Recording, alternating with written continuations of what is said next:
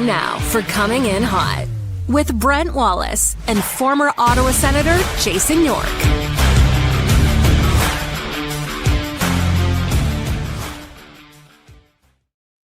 Good morning, everybody. Happy April 1st. I promise you no April Fools on this show. Brent Wallace alongside Jason York and Graeme Nichols. Welcome to Coming In Hot, proudly brought to you by Bet365. Good morning, gentlemen. I'm glad to see your Graeme, you survived your birthday bash of 2025. Yeah, survived it. It was pretty good. Family took me out to the Cheshire Cat and Carp, and the staff there are fantastic. Like, I go there often enough where they recognize me when I go in and stuff. So it's just, they treated me very well. Oh. Norm. Dustin took care of me. No, yeah,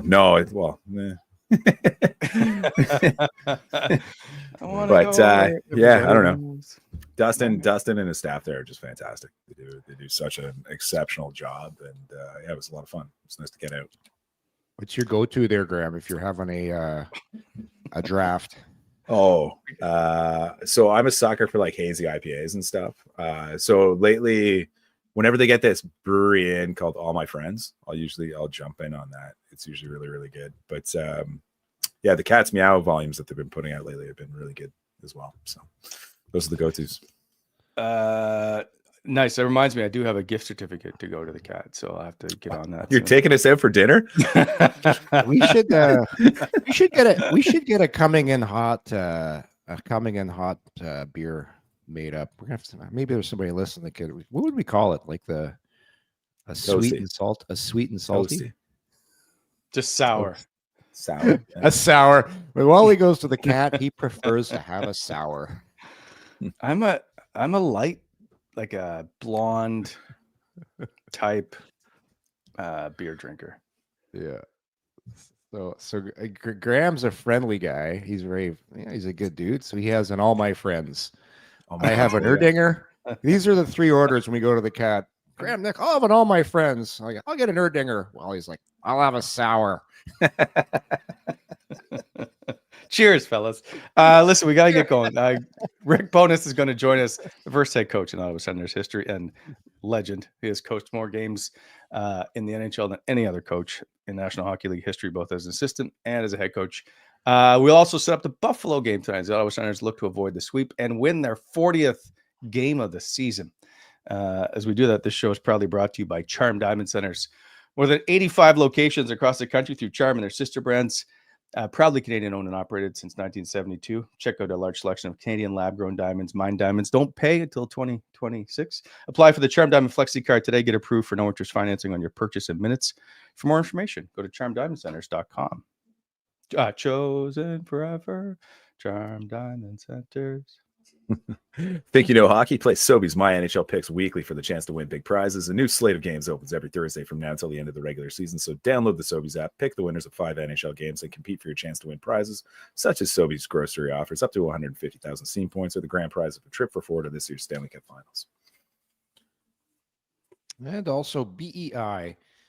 Spring's just around the corner, and that means it's time to start thinking about some landscaping, maybe some landscape stone, some aggregate, maybe thinking of redoing that driveway of yours. Bonisher Excavating is here to help with competitive pricing on all your landscape needs. So give them a call at 613-432-1120 or go to bonisherexcavating.com. BEI is helping to shape the Ottawa Valley, and please remember to slow down in construction zones because there's lots of them. Just waiting on getting Bonesy set up, trying to make technically it all work. The game tonight in Ottawa as the Josh Norris last team, I guess, comes to town. JBD should be in town, but we'll see how Ottawa plays this game as they begin 8 of 9 at home. We'll get to the bets later in the show, and of course the dogs as always. Where does Ottawa sit with this? Like, they have a chance to win. If they're at 39, if they win 5 games, they have a chance to have one of the best seasons in franchise history. Do we think the Sens, with 9 games remaining, 8 at home, can win 6 games out of 9? What do we think? 6 and 9? 6 and, yeah, it's that's tough because I don't know if they're resting anybody. Yeah, we still haven't got a definitive answer on you if you want to rest Tkachuk or if you want to play Tkachuk. No. Make no mistake, sir. I said you do not rest him till you clinch. Okay. All right. If he All right, comes so- to coach, he goes, "Yo, coach, my arm is hanging off." Then he sits. all right. Let's look at this schedule here, Graham. It's Buffalo's winnable. yeah. Are they though? Yeah. Are they winnable? Well played. Columbus, like on paper, it's like Columbus, Philadelphia, Montreal, Buffalo. Those are games that Ottawa theoretically should be considered the favorite in, right? Yeah. So like those are your 6 games right there, and then I think they have a chance to beat Carolina, Tampa Bay, or Florida. So I think it's conceivable. Whether it'll happen or not, I don't know, because I think load management will come into it, even though they are like 99.6%. I gotta hop off for 1 sec. I'll be right back. Yeah. What's happening? I gotta just deal with the technical issue. Stand by. Okay. So it's going to depend on like when they play that last game of the season against Carolina. Where's Carolina going to be at? Is that game going to be meaningful for them? Can they move up? So that'll be dependent. The Montreal game is going to be a hell of a hockey game because Montreal is going to come in here really desperate. They're going to need that game. Chicago game, Connor Bedard night. So that should be a win. Philadelphia, you would think that would be a win. You take one of the 2 Columbus games. Mm-hmm. Yeah, 6. And Columbus is fighting. Columbus is fighting for it too, right? Yeah, like still. Yeah. So you'd have to think Ottawa could win tonight, but law of averages, I guess we'll go with Graham. Tampa's always a tough game, but they're sitting in a pretty comfortable position, as is Florida. Although, I'm sure both those 2 teams would like to win the division, but I don't know. I'm more of the line of they probably get 5 wins. Four, and even 4 wins is probably going to get them in. Like if you do the math, throw in a couple of loser points there as well. So yeah, it's going to be interesting. I'm really intrigued because I know Philadelphia is going to be playing loose. They're going to come in here, and it's going to be a tough game because those types of teams when you're playing with, you got my old buddy Brad Shaw coaching Philadelphia. What a good guy Brad Shaw is, by the way, Graham. I had him. I'll tell you a quick story while Wally's off taking a pee. When I was in Anaheim, it was Mike Babcock's. I was in my 2nd year of a contract in Anaheim as a free agent. I was 32 years old. We just had our 3rd child, and Mike Babcock had come to town in Anaheim, and he just turned the team upside down. He did what Babs does. He comes in and basically makes examples of players to try and who knows why. But anyhow, I was one of those players. Just to make a long story short, I ended up having to go to Cincinnati for 2 weeks. And when I was in Cincinnati, Brad Shaw was the coach. And the first thing he says to me, he goes, "What the hell are you doing here?" and I'm like, I don't know. I go, get this crazy new guy, Babcock. And so anyhow, I was there for 2 weeks, and I thought he was a great coach. And I'm like, this guy's, he's such a good guy. Former senator, former right shot defenseman. But anyhow, it's amazing how things turn out because he's just talking about Brad Shaw, Wally. One of the best defense coaches in the NHL, I believe, for this generation. He is, you look at what Zach Werenski's been doing. He was a long time in Columbus, excuse me, with Werenski. But now he's getting a shot right now. Who knows if he's going to remain a head coach, but man, oh man, he helped me out so much when I went down to 2.5 weeks in Cincinnati that year. I had a blast, Graham. Mm-hmm. I'm glad I was only there for 2 weeks, but it was a fun 2 weeks hanging out with Brad Shaw. This is Shaw renowned. Like for a while there, it seemed like he was renowned for like one of those like next guys in line, in the pecking order for an NHL head coaching job. Obviously, I think he's had a couple opportunities to coach behind the bench. The Islanders, he was there for a bit, I believe. Yep, he was. Yeah, he got a shot. He got a shot with the Islanders. I just think he's one of those guys that got, I don't know, pigeonholed's the right thing, but he's just your prototypical, really good assistant coach, associate coach, whatever you want to call it. That has he just understands the position of playing defense so well. He's great at teaching it, and he has a lot of success with it. Perry Pern. Yeah. Perry's more of a technical guy. But I meant just as a, like, he is a NHL assistant coach. He's yeah. the way But that he operates. The thing I love about Bradshaw, which is you get a guy that's played the position for a long time in the league, but he knows how to teach it as well. Because just because you played it doesn't mean you can teach it and coach it. He's got both, which I think make the best assistant coaches, guys that played and guys that can relate to players and teach it. So we'll see how that plays out. Busy night in the NHL. Lots of games going on to scoreboard watch, but really, Ottawa's down to 6 games, one way or another. 6 games. Magic number. Yeah, like the most the Rangers of Montreal can get is 93 points. Columbus at 95. Yeah. And so Ottawa just needs to get what are they at? 87, 83? Yeah. I don't even think they'll need that much. See it. I don't think they will. Let's talk to the first head coach in Ottawa Senators history and get his thoughts on this team preparing to return to the playoffs for the first time in 7 years. Plus, we know his son, Ryan, who's an outstanding individual, by the way. He's the associate general manager of the Ottawa Senators. Just one sec, if we're just going to quickly adjust his camera. There we go. All right. Rick Bowness, welcome to the show. Sir, nice to see you. There we go. Thank you for joining us. I know you're a busy man. You are busier now than you've ever been. Well, so Judy keeps telling me, she said, I thought we were retired. Yeah. No, I've been trying to keep busy. We stepped away from the coaching, but that doesn't mean we stepped away from life. I like to stay busy. I like to stay involved. And obviously, like all of us, the game's been our whole life. And it'll continue to be that way. Even at night here in Florida, poor Judy, she thought she was getting away from hockey. We're watching hockey games every night. So it's been our life, and it'll always be a big part of our life. And as you said, Ryan's with Ottawa. Well, my daughter-in-law in Denver, she's the senior vice president of suite and ticket sales for the Avalanche. Our daughter runs the minor hockey program for for a Utah hockey club. So she's in Salt Lake. So they're all involved in some capacity or another. Bones, how much are you enjoying doing the television? Because it's a lot different, right? But you're covering all the teams now. How much are you enjoying doing that?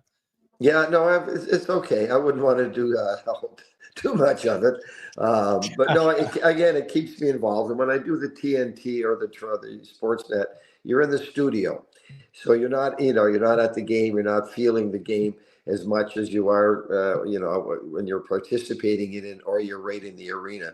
We were in Winnipeg last week for a couple of days, and I went to the game. It's only my 3rd game that I went to this year.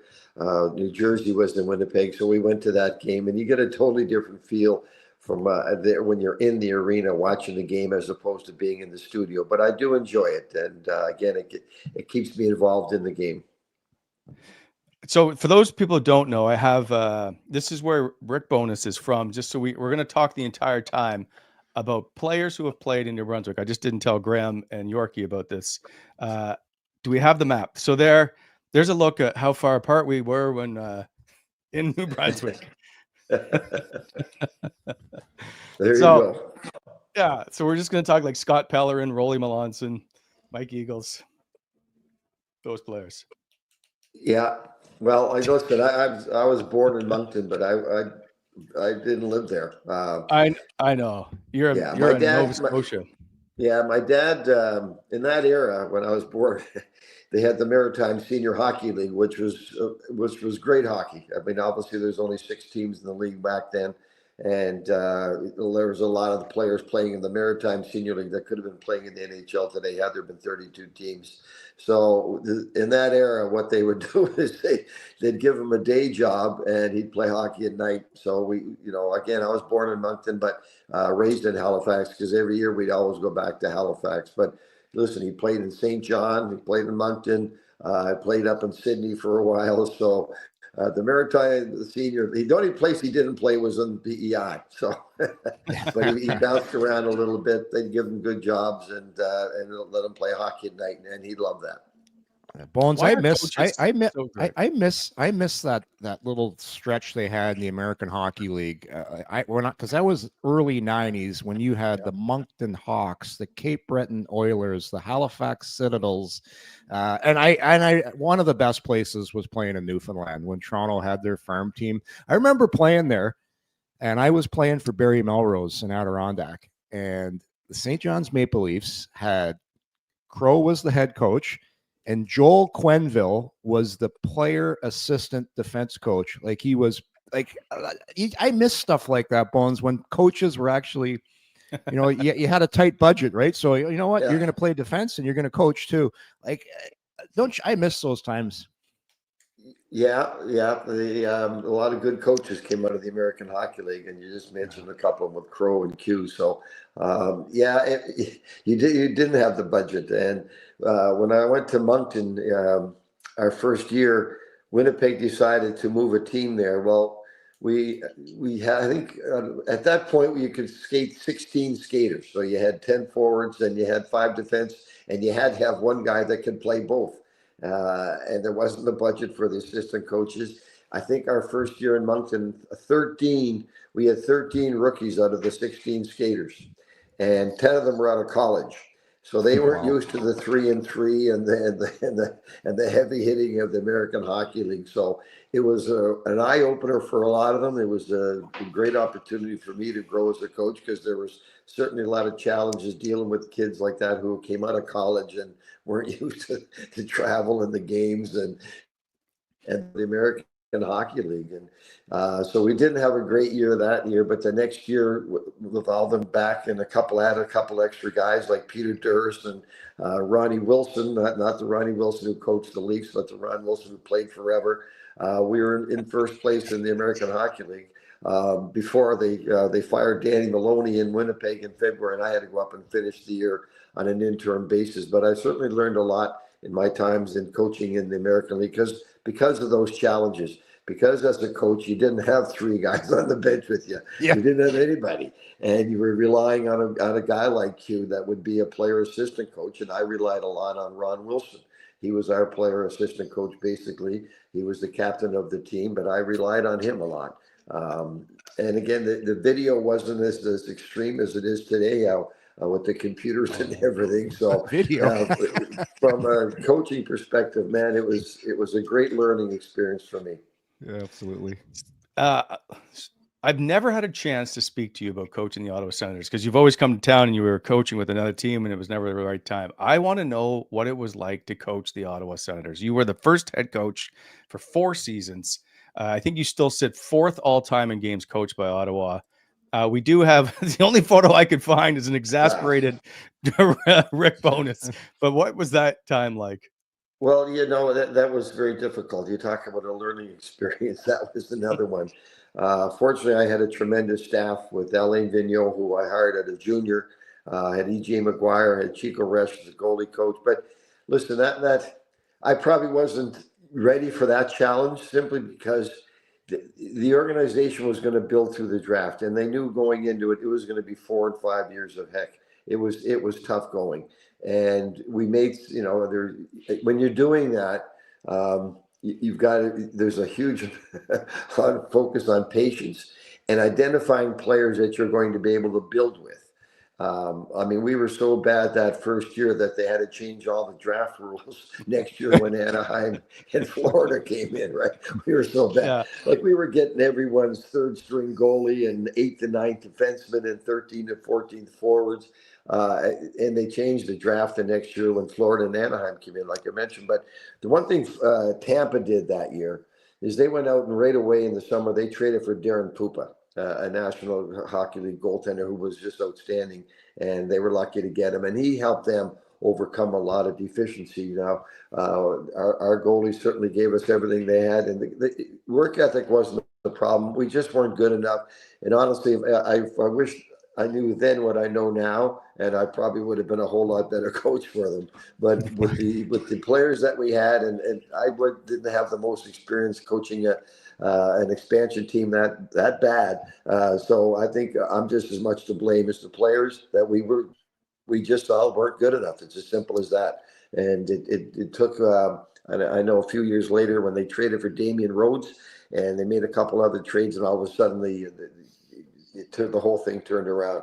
But I do remember Daniel Alfredson coming in, and Alfie was supposed to start the year in Summerside, or Charlottetown, I should say, which was our farm team.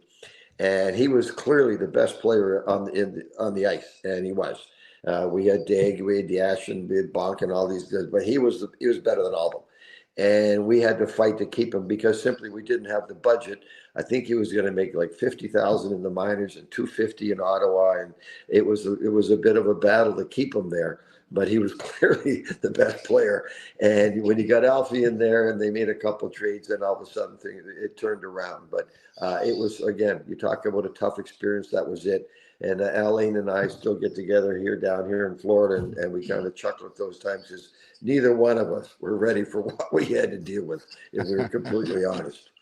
Rick, question for you about that first year. You guys lost like 41 consecutive road games. Like, what's the message to the guys as you're winding down at the end of the year and you come to like New York and you get that? Like, you're like, come on, guys, just win one. And Bosch had to score a hat trick to get that game. And I'll never forget that game because I kind of gave the starting lineup to, I forget who it was. Said, you pick the starting lineup. And so the guy, so anyways, we ended up with the wrong starting lineup on the ice. And the very first shift, we take a penalty. Now we're down 5-on-3, 30 seconds into the game. And Al Arbor's coaching the Islanders. And he's looking over at me, and I could tell he felt so bad that he had to call it. And I don't blame him one bit. And we talked about it after the game. So we're down 1-0 like a minute into that game. And fortunately, somehow we found a way to win. Bosch scored a hat trick. But I give the guys a lot of credit because they never gave up. They worked hard. And, Jason, yourself, and you're losing every night. And we won go back to the start of the season, we won our first game. I don't think we touched the puck again for the next 3 weeks, right? We went into Quebec the next 2 nights later, and it was 8-1 or 8-2. We didn't touch the puck. So it had its challenges. But listen, when we won that game in Long Island, it was like we won the Stanley Cup. It really was. I felt so good for the guys. But all you can do as a coach, and that's what I mean, the challenges you had was every day come up with something new, something positive, and which was, listen, that's easier said now than done, because I'm sure I didn't do that. But it was the challenge, and I give the players credit. They never quit. They kept working, and a lot had to do with Bosch and guys like that kept the team pushed. And Norman McIver and Brad Shaw was on that team. I heard you talking about Brad earlier. Oh, what a great guy! We had our challenges. It's people forget back there, Bones. There was no cap, because I remember, and when you're talking about those first couple of years, I was cutting my teeth in Detroit. And I think Detroit's payroll was somewhere around 70 million in the 90s. And we came in, and it was one of my first games in the NHL, and we had played you guys in the Civic Center, and we ended up tying the game. Scotty Bowman was so friggin' pissed off after the game, Bones. The next day at practice, I guess I don't remember the game, but I do remember this. He goes, all they did was flip the puck out of the zone. He goes, you know what, guys? Today we're going to practice flipping the puck out of the zone, because that's how you win now in the NHL. So get this, Bones. Imagine you're the head coach, and you're having Paul Coffey take the puck and skate up to the blue line and flip it, so Steve Yzerman could go chase. Guys are standing there like, what the fuck are we doing? But that's all because we tied you guys in Ottawa, and Scotty Bowman just lost his. Oh, wow. You know Scotty, eh? Like, yeah, he gets on to something and can't let it go. But it was so funny. Sounds like we were in survival mode before the game even started, because you'd walk in and you'd have the two rosters up on the line on the board, and and you're looking at their roster and you're saying to yourself, my God, I hope they don't show up tonight. I hope they take a night off. But so those are things we probably had to do to survive. And again, you all those games used to go into overtime. You never got a point for going into overtime. That's right. That's right. So we went into overtime a few times, but we didn't get any points. But it wouldn't have meant a whole lot. But oh God. Coach, I did a podcast several years ago, and I had Norm McIver was one of the guests that we had on, and he relayed a story from the first year where you were so mad at Thomas Jelinek. You had a stick incident story. Can you relay that story? Do you remember that story? Yeah, yeah. Yeah. Well, the sticks, is that what you said? Sorry. Yeah, Thomas Jelinek sticks.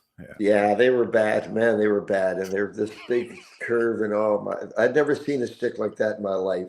And we had signed him, and he'd been hurt, so he came to camp, and he wasn't in. He was in terrible shape to begin with, and he just couldn't get anything going. And then one day, I'm just looking at his sticks, and I think I threw them all out and said, you can't handle the puck. This is why your stick is just way off. Yeah, so I don't think he was very happy with me. I think those are some of the frustration moments that popped in during that season. Look for something else other than what you really had to deal with. That we just weren't good enough. Simple as that. Oh, it's funny. Well, they're not $400 like they are today. Yeah. So I started going through photos of your career, and one thing that kept coming up all the time was your love of bubblegum. And so I'm just curious, was this a constant? Was there a flavor? How many bubbles do you think you have possibly blown in your career? I think that's for the days of early stress. So I grabbed the gum and keep chewing, because I stopped doing that after a while. The last couple of years, I made sure I didn't. But I think that was a way of just dealing with the stress and just chomp down on the gum. And if you're blowing bubbles, you can't be yelling at the players. So I think that all played into it. That's hilarious. Was there a particular kind you were always fond of? No, whatever was in there, that let the trainers take care of that. They were great, and they just made sure there was enough bubble gum around that we'd be chewing and blowing bubbles and not yelling. You've had some great moments in your career, and I will never be able to shorten them because you coached over 2,700. You did the All-Star game in Toronto a few years back, and so I was going through some photos of seeing you with guys. I'm just curious, when you were on the bench with like your assistant coach, did anybody pay attention because your assistant coach happened to be Tate McRae? Yeah, well, she came up, she had no idea. So she came up to me on the bench and she said, "What do we do?" I said, "Here's what we do. You see those three guys on the ice? Yeah, they're going to come off. And you see those three guys? They're going to replace them. And then when they come off, you see these three guys? They're going to go. And that's all we do is we stay out of their way." About 5 minutes later, I looked around, she was gone. I don't know if she thought we were going to actually do some coaching. And I said, no, we stay out of their way. This is their show, and they know when they get tired, they'll change on their own. They know who they're replacing, and we just stand here and look like we're just we're doing something, but we're not. It's a player's show. Let them dictate when they're coming on. I had put Sid and Nate together because obviously their background, and we gave them a car, and the rest was just okay. Let's stay out of their way. Yeah. Could you imagine being able to coach like the three of them together? Yeah, that was special. And Nate and Sid, they live on my lake back in Halifax, Nova Scotia, so I know how tight they are. And they had a ball playing together. And who else would you put with them but McCarr? Like, I'm not very smart, but I was smart enough to figure that out. Well, Nate and McCarr, that's pretty good. Sid and Nate are good friends. Let's just start with that and go from there. Okay, so you watch hockey all the time. Is Cale Makar not? Well, you tell me. Who's the best defenseman in the game? Yeah, well, he is. There's no question. Yeah. And Jason, you remember? Well, I don't know if you guys remember this. How dominated Bobby Orr was. Like Bobby would just dominate the game. He'd be the first guy up the ice leaving the rush, and he'd be the first guy back in our zone. And if you watch Cale close enough, he's doing an awful lot of that. He is leading the rush, and he is, as he should. But he's also one of the first guys back. That's how great a skater is. So he is dominant at both ends of the ice. He's really good defensively, much more so than people give him credit for because all they talk about is Cale, his points, his skating, his skill, and everything else. But he's pretty reliable defensively as well. And he has to be, because one thing I give Jared Bednar a lot of credit for, because he's not afraid to go head-to-head with all the top lines coming in. He'll go head to head with Nate. And when Nate's on the ice, Makar's on the ice. So that shows the confidence that he has in him defensively as well. I watched the games with the Leafs a little while ago, and Jared just kept going head to head with Matthews. And I love that. And the players love that. You know that, Jason. The guy like Makar, he doesn't want to be just known as the power play guy, the offensive guy. He wants to have some respect for his defensive abilities. And he is. He's very reliable defensively. And you give the organization credit because we have the generational talent, Makar. He needs the right partner, and he does. And they go out and get the Tays from the Islanders. Like, that's just a great trade. That's why that's such a great organization. They identify the needs, but then it's just not getting any player for the field. That they get the right player. With the right chemistry to go along with a guy like Cale. So that's a great pairing. Was a great trade. And that helps Makar become a much better player because he's so comfortable with his partner. And he knows that he's there to back him up. So I think Cale Makar is by far, he's just dominant out there, and he is the best defenseman in the game. So, and you know what? Our game is so exciting and fun to watch. He is worth the price of admission alone. You got McKinnon, you got a lot of great players in that team, but when you buy a ticket and you go watch him play, you're getting your money's worth. He is worth the price of admission. And I hated coaching against him because he's so hard to stay in front of because he's such a great skater. But when you're behind the bench and you're watching him play and you can see the intensity in his eyes and the joy in his eyes, he loves playing the game. And when you're at ice level and you see those things, it just makes it that much more exciting for everyone. Bones, just something you touched on that, and you handled the defense on many teams. And I always, as a defenseman, and you talked about Makar playing with Taves, look at Ottawa this year right now. And I always talk about this, how important it is as a player to get familiarity with your partner, to know where he likes his pass, to know just what his voice sounds like. So you're calling for reverses. Look at Ottawa's situation right now. How much do you think this has helped a guy like Thomas Chabot, that's got a guy like Nick Jensen now to play with, and Zub plays a lot with Sanderson, and you now look at Ottawa's goals against, they're gone way down. But just having coached for so long, Bones, how important is it, in your opinion, for defensemen to have familiarity with their partners? Huge, and it's the right fit. Like that Jensen trade was like, I know they gave up Chikrin for him, but man, he's been the perfect fit for Chabot. Like they just fit. And again, when you're the skating ability that Chabot and Sanderson have, they've got to be given the green light to go. Like, okay, every chance you get up ice. And I've been watching Sanderson and the improvement on him. A lot of it has to do with his partner. He trusts his partner.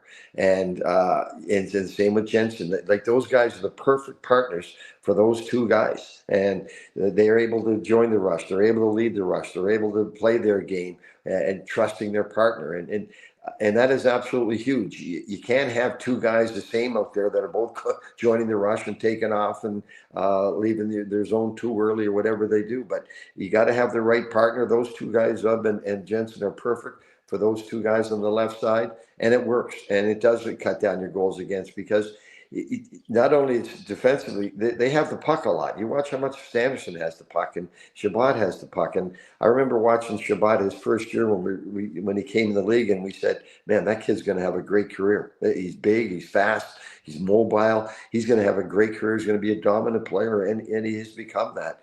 And you also give him a lot of credit in another way. And I talked to Ryan about this.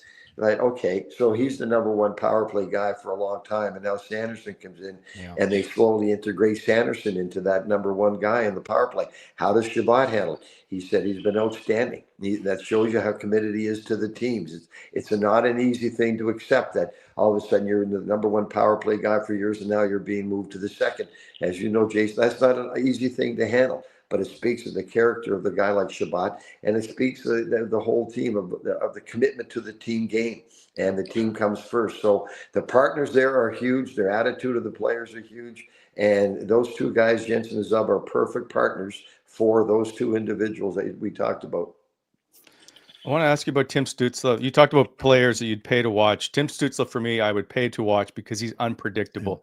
You've come through early 90s to now coaching styles. How would you coach him? And are Are you okay with the unpredictability that Tim Stützle brings? I think it's great as a fan to watch him play. Yeah, as a coach, Travis is doing a great job with all of them, but he's certainly doing a great job with Tim. Every team needs that number one centerman, and the number one centerman has to have the green light and be able to play to his strengths. Travis has done a great job letting Tim play. We went to a game in Ottawa a month or so ago, and they won in overtime. Brady scored in overtime. But I'm watching Tim Stützle again. Every team needs that dominant one guy, and I'm coming from Winnipeg where we had Scheifele, and Dallas where we had Rupe Hintz. Like Tim Stützle is definitely a number one center on that team and on a lot of teams in the National Hockey League. Yeah. And you've got to let him play his game. You've got to give him the green light. He has natural instincts. He has high level skating, high level hockey IQ, and you've got to let him use that. You can't put any ropes on guys like that. He'll learn when to go and when to make plays, and sometimes you just have to dump it in and live to fight another day. He'll learn that as more and more experience he gets. But he's definitely a number one center, and those guys go. We just let them go. Travis has done a great job with the whole team, and as Alfie and the whole staff have done. But man, when you got a guy like Tim and the way he can skate laterally as well, he goes east to west at top speed. Like not a lot of guys can do that. And he's able to do that. He's fast straight ahead, but you've got to have that mobility to move east to west at the same speed, and he's able to do that. He's fun to watch, and he's got another guy. He's got a tremendous career ahead of him. Coach, a question for you. You talked about Travis Green. He came in this year just to get the buy-in defensively. Like defensively, the struggles have been there with the Senators for the past several years. And this year, obviously, they had Jacques Martin come in last year to try and right the ship a little bit. But Travis has come in and done a great job. Like as a head coach who's had success with several franchises, like how hard is it to get that initial buy-in, and what do you have to do as a coach in person to get the best out of the players? The players have to learn that you're not going to score your way into the playoffs. You're just not. You're going to defend your way into the playoffs and let the scoring take care of itself. And every coach in our league, regardless who we are, you've got to have a number one goalie. You do. The way the game is today is that the speed of the game, the skill of the game, you have got to have a number one goalie. And so that was a great trade last year, getting Allmark. He gives them that. And I know Forsberg's been great when he's played. You've got to have the goaltending. And then everything else falls into play. Because if you go out and play a solid defensive game and you're holding teams at 12, 15 chances, and that's the goal in today's NHL, and you're losing 4-5-1, 4-5-2 because your goalie doesn't stop the puck, you lose that. You lose that ability to get your players to buy in. But when they realize, okay, this guy's making the saves, and we can play, and we can learn to win a 2-1, 3-1, 3-2 game and be comfortable playing those games, because there's a lot of them. Because that's how you win in our league. You have to defend first. You do. Again, you're not going to score your way into the playoffs in our league anymore. You defend your way in and let the offense take care of itself. And players learn that the better defensively you play, the more offense you play. You get the puck back, and you have it a lot more. And then when you don't have it, how hard you have to work to get it back, and how hard you have to have 5 guys on the same page to get it back. It's not one guy. You hope one guy breaks up a play and gets the puck to you. It takes 5 guys to get it back. You've got to know your responsibilities all over the ice. So Travis and his staff have done that, and now they're getting the NHL goaltending that you absolutely have to have in our league, or you're not going anywhere. And they figured it out. You can defend and still get the puck and still score goals or create opportunities. Now, I know the offensive numbers are down a little bit, but they're creating a lot more because they're so much better defensively. And that's Travis. But you've got to have the buy-in. You get the buy-in when you get the goaltender making the saves that he's supposed to make. And you start seeing results, and they're certainly seeing that now. Question. Sorry. Go ahead, York. I was just going to follow up. I was just going to follow up with another. And maybe this is a really, really loaded question, but like when you're arriving with a franchise, like structurally and systems wise, like how do you decide as a head coach at the game's highest level? How do you decide? All right, this is going to be the structure that we're going to play. You look at your personnel, and you know your strengths as a coach, what you're comfortable with. And you just go with that. And there's only so many ways you can play the game. Now in the neutral zone, yeah, that's kind of wide open. It's a 1-2-2. It's a 1-1-3. It's a 1-3-1, 2-1-2. Like those things are, you work out with what you have. It also, depending on the score, sometimes you make some changes to be a little bit more aggressive. Forecheck around the league is the same. Defensive zone coverage now, there's a lot more zone in our league now. It used to be a lot of man to man, and there's still a few teams that are playing man to man, chasing all over the zone, because that's how they're built. And you have to let that go. But there's a lot more zone defense now. Defense is a lot easier to teach than the offensive side of the game. But you look at your personnel and you look at each individual, and you've got to realize what his strengths are and what his weaknesses are. Let him play to his strengths, help him with his weaknesses, but make sure that they understand it's a 5-man unit out there on both sides of the puck, with and without the puck. And so it all depends on your strengths as a whole, what you like, what you're comfortable with, and the strengths of your players. And then when you decide the way you're going to play, it's making sure each player understands his role in each zone when they don't have the puck. Bones, I'm looking at Hockey DB right now. Travis Green had one of his best offensive years ever playing under you in the New York Islanders. He put up 64 points. Only Ziggy Palffy had more production under you than Travis Green. Do you think Greener now coaching, do you think he's thinking, Bones using some of your tactics and some of the things that you used back in the day when you were coaching him? No, when I talked to Travis, he said, "Bones, I'm sorry, I was a pain in the ass as a player." No, Travis was a good player. And you know what? You got to have duos. And the duo of Travis and Ziggy worked really, really well. They were really good together. People don't understand or forget how good a hockey player Ziggy Palffy was. He was you're great. talking about a great one-on-one player. He was one of the best in the league at that time.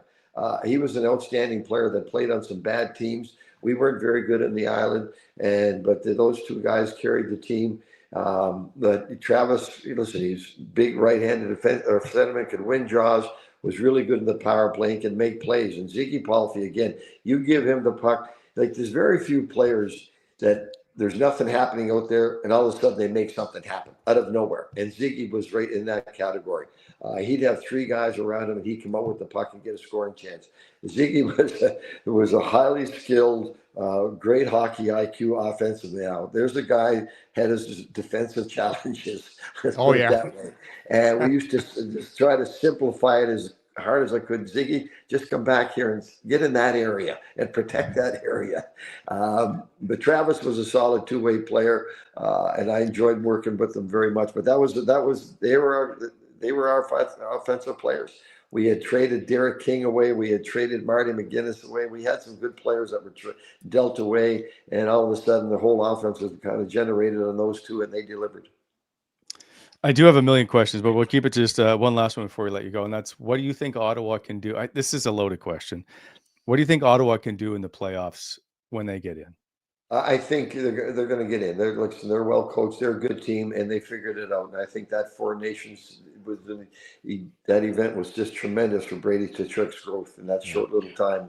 How much he learned, and I love the way they play. They're playing hard. They're playing together, and they're getting the goaltending. So you put all those things together. Now you're in the playoffs. Now you gotta continue to do in the playoffs what you're doing now. You can't get nervous. You can't get defensive. You can't sit back. You've got to play the same way. So they get in the playoffs. If they play like that, like they're playing, and don't make any changes. And some of those changes, people talk about adjustments. Most of the adjustments are changing the players' attitudes. Like they're getting nervous and they're not playing the way they normally play. Those are the adjustments that the coach has to make. Now, the on-ice adjustments, you make those as the series goes on. But the biggest adjustment going into them is their attitude and their competitiveness, and not get nervous and enjoy the moment. So I think if they can take everything the way they're playing out into the playoffs, they're going to be a very tough out. Who's your Stanley Cup winner? Oh, listen, I don't have one. I'm obviously hoping. You've coached too many teams. They're all going to be upset if you pick one. Yeah, but I like Winnipeg and Ottawa. So I go loyal to the family. So I'll go with Ottawa and Winnipeg in the finals. There you go. There you go. Thanks, Bonesy. I appreciate your time. Enjoy the sunshine this morning. All right. Enjoy it, guys. Thanks very much. Nice guys. Thanks, There Rick. goes Rick Bowness, the first head coach in Ottawa Senators history. We could have spent 2 hours here. You could have had a sour. I could have had my Erdinger. Graham I could have know had the his issue friends is the and Sens are family. on the ice at 10:30. Angus Crookshank has been recalled. I don't know if that means Mhm. we're going to see a lineup change. Listen, Yorkie, and Graham, they don't call up players just because. Stephen So, Halliday. I disagree. Yeah. maybe, You don't want but the- maybe they were still like They've done it. It's been a pattern of behavior, right? Maybe it's like just like they're not doing like it a just last to be minute. for fun. No. Because I think there's cap implications, and they called up Levy Marilainen on the road and didn't use him. And I get, yeah, but there's a reason they're called up. It's not because you know what? Let's call up a guy today. yeah. No, they're Yeah, calling him it's- up. Because they want. deadline.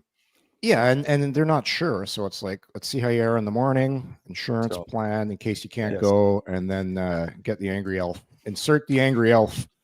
It's like Sunday all though, right, right? Like Sunday, same thing. It's I don't know. It's preemptive backup plans, and I don't know if the cap space really means anything. Like now that it's post deadline, it's just If you're they got more if you're flexibility. if you're a player, you're loving it. You get that little extra bump in pay for the day. Yes. Yeah, Yes. It's noticeable too. Yes. Yeah. That's a huge, like Yeah. the players love it. All right. We got to get to the Buffalo game here. This show is always brought to you by by Gabriel Pizza, the official pizza of the Ottawa Senators. And of course of Coming In Hot. Don't forget tonight, the Sens score 4. You tomorrow get 40% off any 9-inch pizza. When you use the Gabriel Pizza app. Don't forget to download the Gabriel Pizza app and, get points with every purchase on the app. Get exclusive deals with Gabriel Pizza perks. Also, you can order online as well as GabrielPizza.com. This show is also presented by Club EG. Time to start dusting off your clubs, getting ready to tee it up. Club EG is your best bet for an amazing golf season in and around Ottawa. One membership with Club EG gets you access to 60 amazing golf courses at member-only rates. Check out the courses online. We're giving away foursomes to some of the great courses like the Marshes, Equinel, Le Sorcier, Mountain Creek, and go to clubeg.golf. Plenty of different packages to suit you. Right now, they have their Easter specials on. These are also the guys who run awesome events like the Ottawa Sun Scramble, the Ottawa Citizen Golf Championship, the Commissioner's Ottawa Open, APGA Tour America's event at Eagle Creek, tons of golf leagues, lots of great golf trips and more. They literally cater to every type of golfer. clubeg.golf. Winnipeg Ottawa Cup final would be good. Breaking news coming in for Bet365, where every nail-biting overtime win is a barn burner. Every face-off, hat-trick, power play, shot on goal, penalty shot, and every suspenseful minute in between is amazing. Whatever the moment, it's never ordinary at Bet365. The official partner of the National Hockey League. Download the Bet365 app today. Use code NATION, all in uppercase letters, to get in on the game. Must be 19 or older. Please play responsibly. Ontario only. Gentlemen, it is time to make our selections as we take a look at tonight's lines. The parlay, if you will, seems easy enough. Well, actually, it doesn't go. I don't know if Brady Tkachuk's playing, but if he does, Brady Tkachuk to score a goal, Tim Stützle a point, Jake Sanderson an assist for plus 500. So let's get to the dogs right away because we got. Yes, let's. I don't got to. Here's Charlie. All right, Charlie, time to get back to work. We got Buffalo at Ottawa tonight. Big 2 points for the Ottawa Senators. You're gonna have to get you primed up for this one. So who you picking this one? We've got Ottawa and we've got Buffalo. Who you Look at going that with? logo. Nice work. Wow. Shirley. Is going with the Senators. Just straight to business today. No screwing Yeah. around. No No. preamble, Wally. Right Okay, there. Gertie. Okay, good. I appreciate We got to the- make a move towards Yorkie, so make this one good. Who you got? No, sir. Dirty. Going with the Avoid the Sens. sweep with a win tonight at home. Yum, yum. Good job, Gert. I don't recall the last time the dogs picked the visitors. They're on a sense heater right now. Well, you got to pick the Sens. All they do is win. Yeah. So- Except against Buffalo. Yeah, they're It's, not tonight. It'll change tonight. Yeah, I think it couple will. things to I keep- think it will. To keep an eye on tonight is Brady Tkachuk. One more assist will move past Chris Phillips into 7th for most assists at home, by the way. And there's a bunch of guys. Brady Tkachuk scores a goal tonight. He will tie Alexei Asher for 3rd overall in home goals at 101. And then Drake Batherson will move into 8th with a goal. Tim Stützle will tie Milan McCulloch for 13th with a goal. Speaking of Yashin, I was hoping to ask Bonesy. There was one game in the second season where he benched Yashin and Dag. I think it was in Tampa, and the guy you're like, oh wow, that's a huge statement. And their lineup was decimated, and they found a way to win in Tampa. I remember that. And they probably were playing at that Cattle Castle thing that they were playing in back then, right? Oh, They played in the. Yep. Anyway, the old Cattle Castle. We'll have Bonesy back on. He's just he's always been a good guy. So you're gonna have to send him a new camera though. So I would work at the local TV station in Halifax, and every night we do the scores. We'd always talk about whoever the players were from Maritimes, if they had a goal or whatever. We would get called if we didn't mention that Rick Bowness was the head coach of the Ottawa Senators at the time. Be like, you didn't talk about Rick. They love Rick Bowness.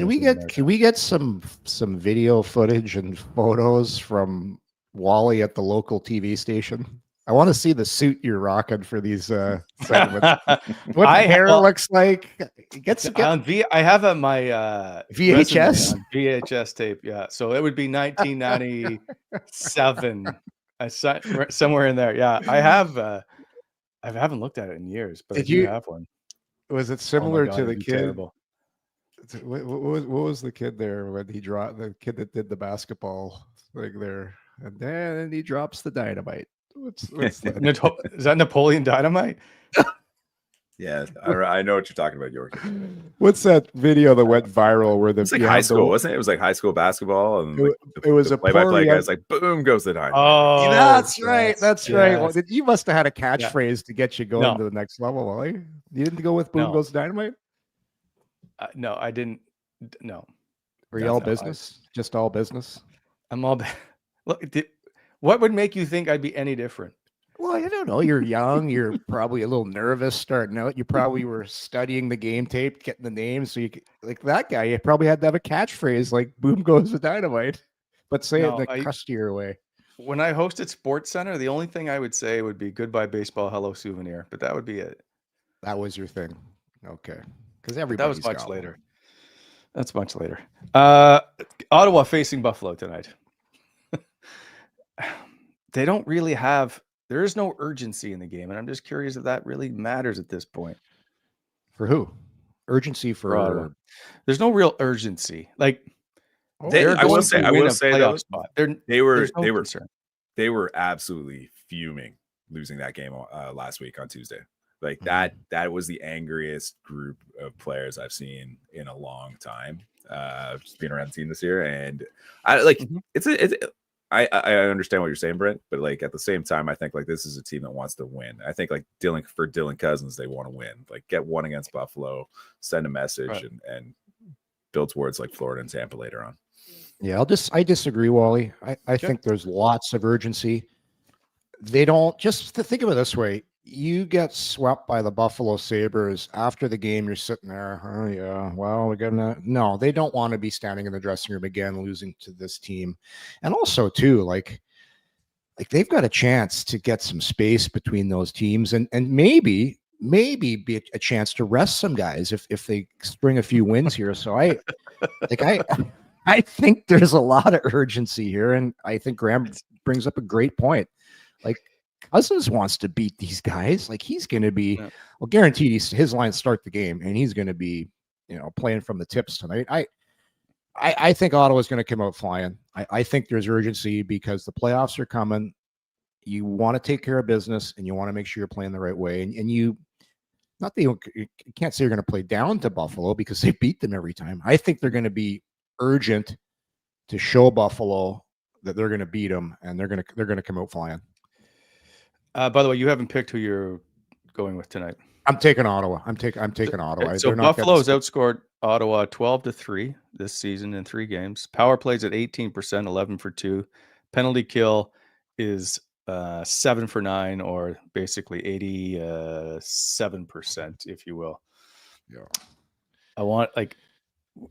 I think they want to beat Buffalo. The manufacturing of a must win is not there. That's my only thing. I guess it's not a must. It's a mindset of making sure you're playing the right way and being consistent, shift in and shift out. Mm-hmm. Just remember those games. Like the messaging from the coaching staff is going to be, play the way where you have to make Buffalo, like Buffalo is going to take chances. They're going to cheat. They're going to do things where if Ottawa plays the way they do when they're successful, bad teams beat themselves. And that's the mindset you have to have, playing the right way.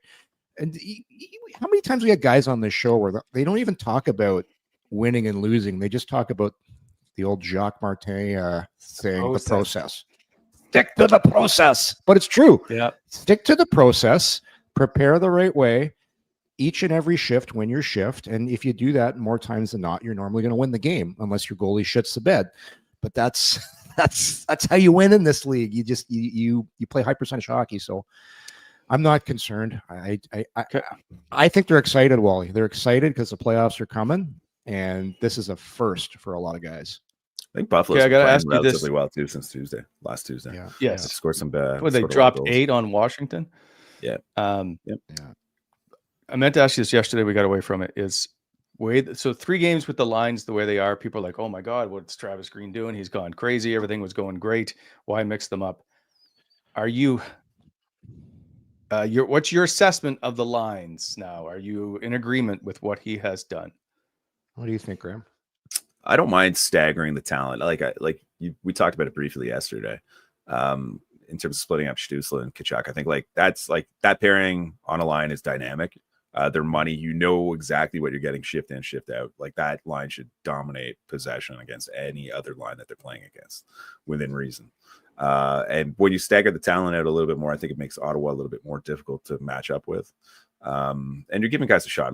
We didn't really talk too much about Zetterlund yesterday, but I think they're giving him every opportunity to have success with this roster right now for a guy who's acquired at the deadline, and they're just diversifying the talent and they're giving guys a chance. And the second line's been really good, so you can't argue that. So it's just a matter of, do you like the first line and the third line? I don't know, we're talking nominal names. You don't like Tkachuk on the third line, but it's the Pinto line, because I don't think there's a first and third, but maybe I'm wrong. It's the new he's the new Alfredson, right? What's your first line? It's the one with Daniel Alfredson on it. Right. Yeah. And that's the argument. What is your first line with Tim Stützle because he's your number 1 center, or is it Brady Tkachuk because he's arguably your best player right now? Mm-hmm. Yeah. Yeah. Stützle's playing really well right now. He's working so hard. I personally don't love the fit with Zetterlund on that line. I think Brady feeds and reads off Stützle so well, and he does so much of the work in the corners.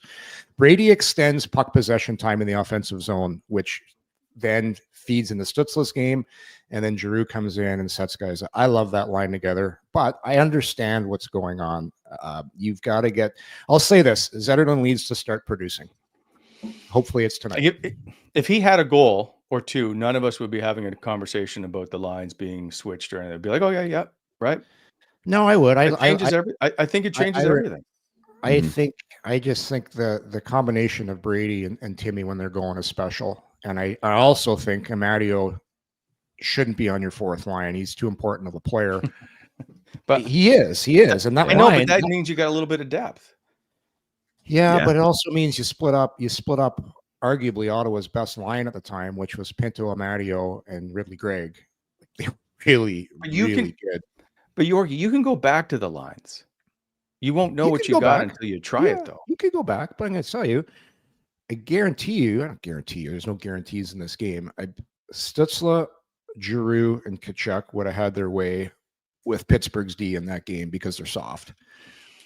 Because Tkachuk helps Stützle so much in extending plays in the offensive zone. One thing I'd like Zetterlund to see it do a better job of is when he gets the puck to buy time with it. Like a lot of times it's one and out. Like Timmy goes in, he gets the puck, and it's just there's not enough zone extension for that line unless Timmy takes it in, skates around the entire zone, and he's got to do everything sometimes on his own, and that's difficult. And that's where Tkachuk helps him out. But we'll see. It takes a while for a player to get comfortable. So hopefully tonight, Zetterlund finds his way against Buffalo. Tell that to Dylan Cousins, okay? Because he scored. Yeah, he's been great. He's been great. All right, gentlemen. Graham, I'll see you in 10 minutes or so at the rink. Yorkie, enjoy your day. Oh, tomorrow, Yorkie, we do have former Ottawa Senator on the show. He has said he would only come on if I gave him a mug. So I'll tell you forward to it tomorrow. All right, guys. See you guys. See you guys. Thanks for watching.